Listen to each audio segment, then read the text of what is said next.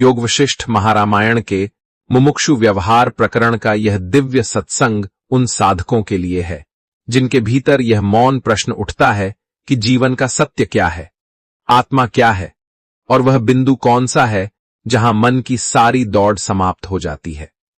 यह कथा किसी शास्त्रीय विवाद के लिए नहीं है, यह भीतर उतरने की यात्रा है।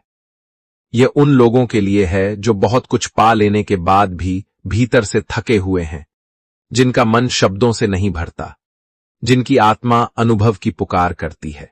इसी पुकार की कथा है श्री शुकदेव जी की, और इसी पुकार का उत्तर है राजा जनक की वह शिक्षा जिसने एक जन्म से भटकते हुए साधक को उसी क्षण विश्राम दे दिया। शुकदेव जन्म से ही असाधारण थे। संसार का कोई आकर्षण उन्हें बांध नहीं पाता था। न खेल उनका मन रोक पाते थे, न लोग, न रिश्ते, न प्रतिष्ठा।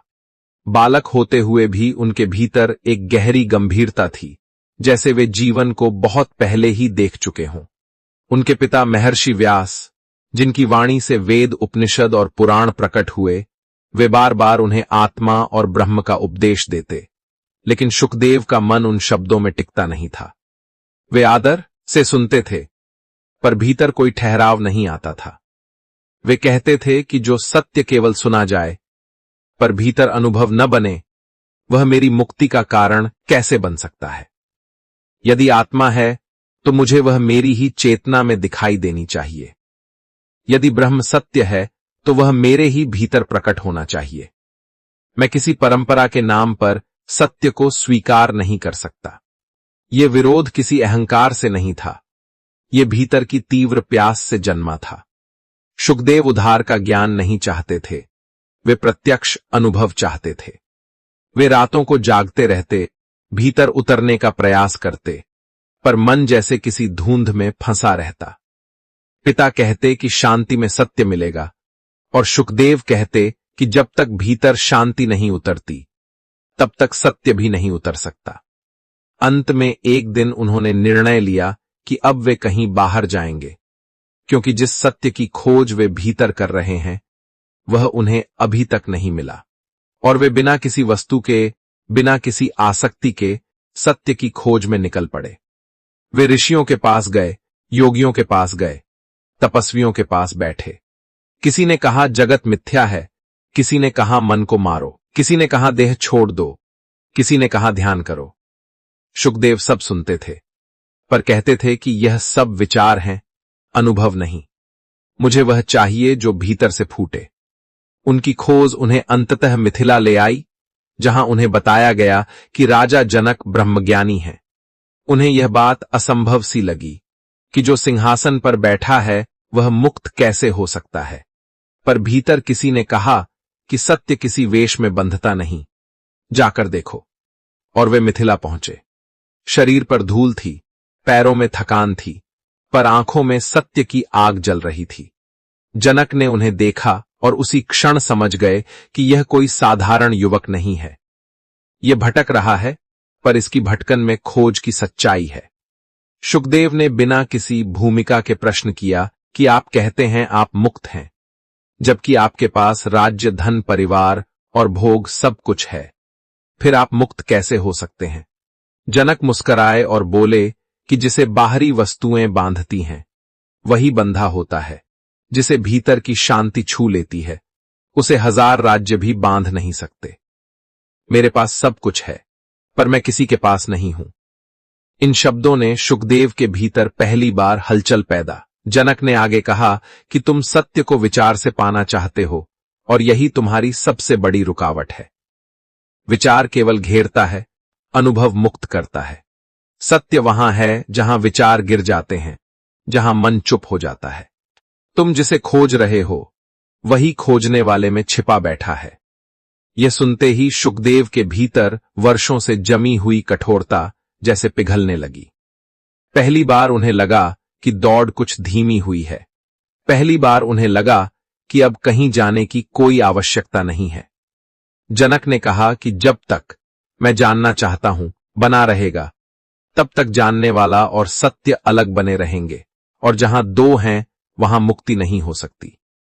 जिस क्षण यह जानने की आग भी गिर जाती है, उसी क्षण सत्य अपने आप प्रकट हो जाता है। उसी क्षण वहीं खड़े सुखदेव के भीतर कोई प्रयत्न नहीं रहा, कोई आकांक्षा नहीं रही, कोई आग्रह नहीं रहा, केवल एक गहरी शांति शेष रह गई। वही शांति उनका विश्राम बन गई। अब उन्हें यह स्पष्ट दिखने लगा कि वे जिन जंगलों, आश्रमों और गुफाओं में शांति खोज रहे थे, वह शांति तो सदा से उनके भीतर ही थी, बस वे उसे देख नहीं पा रहे थे।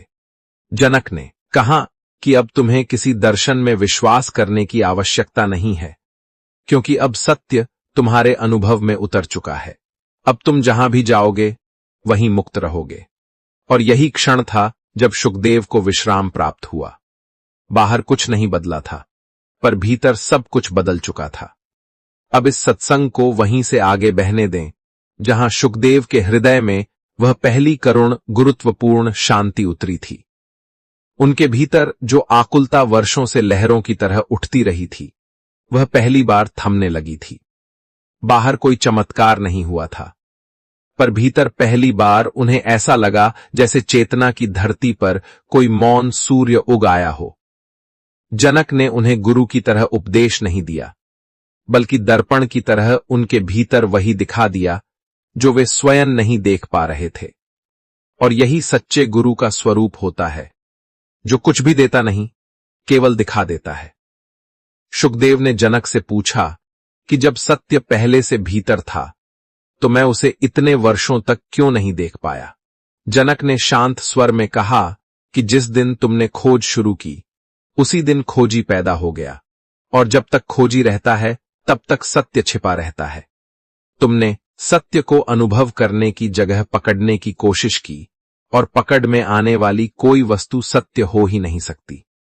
सत्य पकड़ा नहीं जाता, वह प्रकट होता है, और उसका प्रकट होना तभी संभव है जब मन की भीड़ शांत हो, जब बुद्धि के तर्क रुके, जब इच्छा की आग ठंडी पड़े, और जब मैं जानू की जिद भी टूट जाए।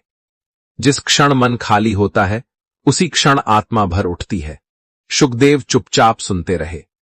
जनक आगे बोले कि तुम्हारे पिता महर्षि व्यास तुम्हें जिस ज्ञान का उपदेश देते रहे, वह बिल्कुल सत्य था, पर वह तुम्हारे लिए तभी फलदायी हो सकता था जब तुम्हारी चेतना उसके लिए तैयार हो जाती। बीज कितना भी दिव्य क्यों न हो, यदि भूमि कठोर हो तो वह अंकुरित नहीं होता। व्यास का ज्ञान बीज था, तुम उस समय कठोर भूमि थे, और यह कठोरता तुम्हारी गलती नहीं थी। प्रत्येक साधक की यात्रा उसकी अपनी होती है, उसका अपना समय होता है, उसका अपना द्वार होता है। आज वह द्वार तुम्हारे भीतर खुल गया है, इसलिए आज वही ज्ञान तुम्हें जीवित प्रतीत हो रहा है। इतना सुनते ही सुखदेव की आंखें नम हो गईं। उन्हें लगा कि वे स्वयं को ही गलत समझते रहे, यह सोचते रहे कि वे सब समझ रहे हैं, पर अनुभव नहीं कर पा रहे। पर यहां जनक ने स्पष्ट कर दिया था कि न समझना भी यात्रा का एक हिस्सा है। अधूरापन भी एक सीढ़ी, अपूर्णता भी आगे ले जाने वाली हवा है। साधना का सबसे पहला संकेत यह नहीं कि तुम सत्य को पहचान लो, बल्कि यह कि तुम अपने अज्ञान को पहचान लो, और यही तुमने किया। तुम्हारा अज्ञान सत्य का द्वार बन गया। अब जनक ने अपने राजमहल में एक दृश्य दिखाया। वे सुखदेव को लेकर सभा में जा रहे थे। सभा में शोर, प्रश्न, नाटक, निर्णय, विवाद सब कुछ हो रहा था। जनक शांत बैठे रहे। सुखदेव यह देखकर आश्चर्य में रह गए कि इतने उथल पुथल के बीच भी जनक के चेहरे पर कोई विक्षेप नहीं था। वे बाहर से राजा थे, पर भीतर एक साक्षी की तरह स्थिर थे। वे बोले कि इस संसार में मुक्त वही है जो कार्य करता है, पर कार्य करते हुए भी भीतर से अकरता रहता है। यह संसार छाया है, छाया को पकड़ने वाला दुखी होता है, छाया को देखकर आगे बढ़ने वाला मुक्त होता है। उन्होंने कहा कि मुक्ति का अर्थ अलग होना नहीं है, मुक्त होना है। अलग होना तो शरीर को कष्ट देगा, मुक्त होना आत्मा को मुस्कान देगा। मुक्त वही है जिसे कोई घटना भीतर नहीं गिरा पाती, जिसे कोई प्रशंसा फूलाती नहीं, जिसे कोई निंदा तोड़ नहीं पाती। मुक्त वही है जो भीतर अपने स्वरूप में स्थित रहता है। बाहर महल हो या जंगल, भीतर समानता बनी रहती है। जो भीतर से अडिग है वही सच्चा मुमुक्षु है, वही सच्चा ज्ञानी है। शुकदेव के सामने यह शिक्षा केवल शब्दों में नहीं थी, वह उदाहरण बनकर खड़ी थी। जनक का जीवन ही उपदेश था। उन्होंने कहा कि साधक का असली शत्रु संसार नहीं है, साधक का शत्रु उसका अपना मन है। यदि मन संयमित हो जाए तो संसार साधक के लिए आश्रम बन जाता है। यदि मन विक्षिप्त हो तो जंगल भी उसके लिए बंधन बन जाता है।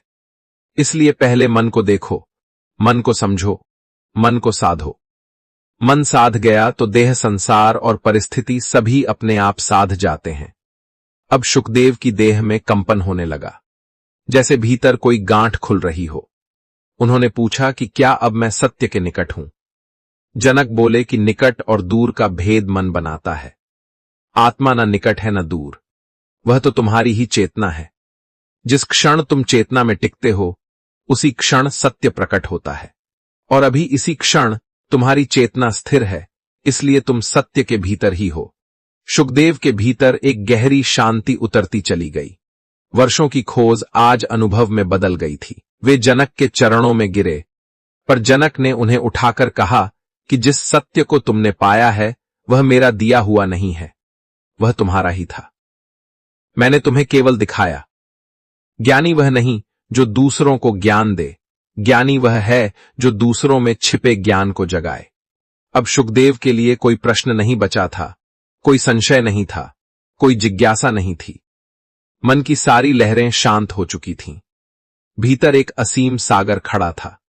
यह वही विश्राम था जिसकी उपनिषदों ने घोषणा की है, जिसको ऋषियों ने समाधि कहा है और जिसे शास्त्र में ब्रह्म स्थिति कहा गया है। शुकदेव अब जनक के सामने खड़े नहीं थे, वे जनक के साथ खड़े थे। बाहर दो देह थीं, पर भीतर एक ही साक्षी की शांति थी। वह शांति जो किसी वस्तु से पैदा नहीं होती, जो किसी उपलब्धि से नहीं आती, जो किसी सिद्ध की मोहताज नहीं होती। वह शांति जो तब प्रकट होती है जब खोज समाप्त हो जाती है, जब पाने की इच्छा भी शांत हो जाती है, जब यह भाव भी मिट जाता है कि मुझे कुछ और होना है, कुछ और जानना है, कुछ और प्राप्त करना है। उस क्षण केवल होना रह जाता है, और होना ही आत्मा का नाम है। जनक ने अंतिम बार कहा कि पुत्र, अब तुम्हारी यात्रा बाहर की नहीं रही, अब तुम्हारी यात्रा भीतर भी समाप्त हो चुकी है। जो चलता था वह थम गया है, जो खोजता था वह विलीन हो गया है। अब न तुम साधक हो, न ज्ञानी हो, न मुमुक्षु हो, अब तुम केवल हो। और यही होना ब्रह्म है, यही होना आत्मा है, यही होना मुक्ति है। शुकदेव के मुख से कोई उत्तर नहीं निकला, क्योंकि उत्तर देने वाला ही अब वहां नहीं था। वह जो अब तक पूछता रहा था वही अब मौन में डूब गया था। अब भीतर कोई प्रश्न नहीं था, क्योंकि प्रश्न अहंकार से आते हैं और अहंकार का भार अब गिर चुका था। अब भीतर केवल साक्षी की शांति थी, ऐसी शांति जिसमें न कोई गति थी, न कोई ठहराव, न कोई चाह थी, न कोई डर, न कोई भविष्य था, न कोई अतीत। केवल यह क्षण जो अनादि भी था और अनंत भी। शुकदेव उठे और धीरे धीरे महल से बाहर निकले। कोई विदाई नहीं हुई, कोई घोषणा नहीं हुई, कोई महोत्सव नहीं हुआ, क्योंकि जिनके भीतर महोत्सव हो चुका हो उन्हें बाहर किसी उत्सव की आवश्यकता नहीं होती। वे जैसे आए थे वैसे ही चले गए, पर अब वे खोजी बनकर नहीं जा रहे थे, अब वे स्वयं सत्य बनकर जा रहे थे। अब वे जहां भी जाएंगे वहीं प्रकाश होगा, जहां बैठेंगे वहीं शांति होगी, जहां बोलेंगे वहीं मौन उतरेगा। वही शुकदेव आगे चलकर भागवत के अमर पात्र बने। वही शुकदेव जिन्होंने परीक्षित को वह कथा सुनाई जिसमें सारा ब्रह्मांड समा गया। पर अब उनके शब्दों में खोज नहीं थी, अब उनके शब्दों में अनुभव था। अब उनके बोलने में आग्रह नहीं था, अब उनके बोलने में करुणा थी। क्योंकि जिसने स्वयं को देख लिया होता है वह दूसरों को भी उसी दिशा में देखने का साहस दे देता है। और यही इस कथा का सबसे गहरा संकेत है कि मोक्ष किसी दूर की अवस्था का नाम नहीं है। मोक्ष कोई पहाड़ के शिखर पर छिपा हुआ खजाना नहीं है। मोक्ष कोई भविष्य की घटना नहीं है। मोक्ष इसी क्षण का बोध है। जिस क्षण यह समझ गिर जाती है कि मैं यह देह हूं, उसी क्षण आत्मा प्रकट हो जाती है। जिस क्षण यह मान्यता टूट जाती है कि मैं करता हूं, उसी क्षण साक्षी जाग जाता है। और जिस क्षण साक्षी जागता है उसी क्षण जीवन का सारा बोझ गिर जाता है। जनक और सुखदेव की यह कथा हमें यही सिखाती है कि सत्य विरासत में नहीं मिलता, सत्य विचार से नहीं मिलता, सत्यवाद विवाद से नहीं मिलता, सत्य केवल अनुभव से मिलता है। और अनुभव तब आता है जब मन अपनी सारी पकड़ छोड़ देता है, जब साधक अपनी सारी जिद छोड़ देता है, जब खोज अपने आप गिर जाती है। यही सार है, यही साधक का चरम चरित्र है, यही जीवन का वह बिंदु है जहां संसार बना रहता है पर बांधता नहीं, कर्म होते रहते हैं पर बोझ नहीं बनते, संबंध रहते हैं पर जंजीर नहीं बनते, सुख आता है पर पकड़ता नहीं, दुख आता है पर तोड़ता नहीं, क्योंकि भीतर एक ऐसा केंद्र जाग चुका होता है जिसे कुछ छू नहीं सकता। और इसी बोध में यह संपूर्ण कथा अपनी शांत पूर्णता को प्राप्त होती है। सुखदेव का विश्राम कोई मृत्यु नहीं था, वह जागरण था, वह सो जाना नहीं था, वह साक्षी बन जाना था, वह अंत नहीं था, वह वास्तविक आरंभ था। ऐसा आरंभ जिसमें अब कुछ पाना शेष नहीं रहता, क्योंकि अपना स्वरूप ही मिल चुका होता है। इसी गहरे मौन में, इसी शुद्ध साक्षी भाव में, इसी आत्म प्रकाश में यह संपूर्ण व्याख्या अपने पूर्ण समापन तक आकर स्थिर होती है। अब न कोई प्रश्न शेष है, न कोई खोज शेष है, न कोई मार्ग शेष है, क्योंकि जो खोजा जा रहा था वही खोजने वाला था, और वही अब स्वयं में विश्राम को प्राप्त हो चुका है। यही इस अध्याय की पूर्णता है, और यही उसका आत्म प्रकाश, यही इस सर्ग का गूढ़ संदेश है, और यही इसका सरल मधुर और कल्याणकारी समापन। और इसी सरल सहज सत्संगमय बोध के साथ यह अध्याय पूर्ण होता है। हरि ओम तत्सत। हरि ओम, हरि ओम, हरि ओम।